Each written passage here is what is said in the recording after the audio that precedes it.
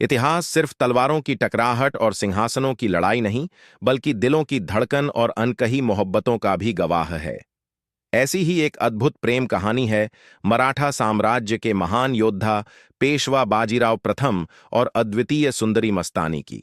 हमारे साथ इश्क मतलब अंगारों पर चलना होगा। कबूल। हम आपको पहली पत्नी का दर्जा कभी नहीं दे सकते, हम सिर्फ आपके कभी नहीं हो सकते।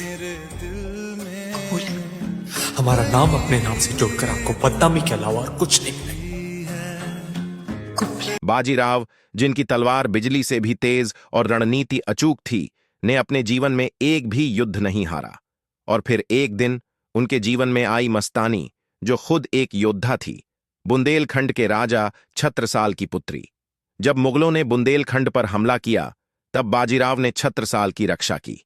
कृतज्ञ राजा ने अपनी बेटी मस्तानी को बाजीराव के साथ भेज दिया। और ये मत भूलो मस्तानी, पेशवा ब्राह्मण है और तुम मुसलमान। उसकी रगों में राजपूत खून भी तो बहता है। वो अल्लाह की इबादत भी करती है और कृष्णा की पूजा भी।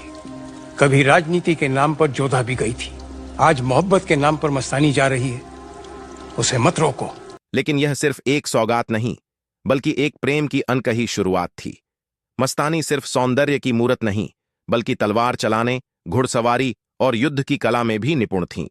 लेकिन उनकी सबसे बड़ी लड़ाई समाज के खिलाफ थी।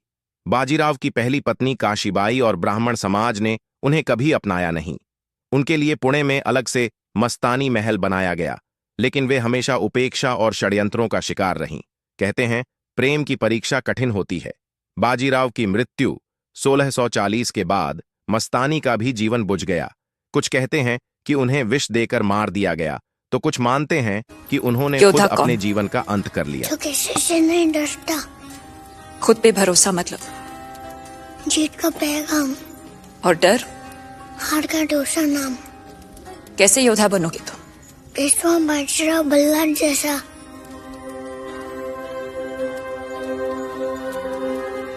खुदाफिज।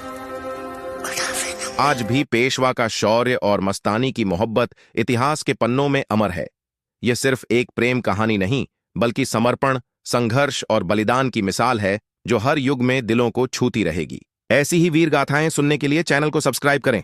जय भवानी, जय शिवाजी।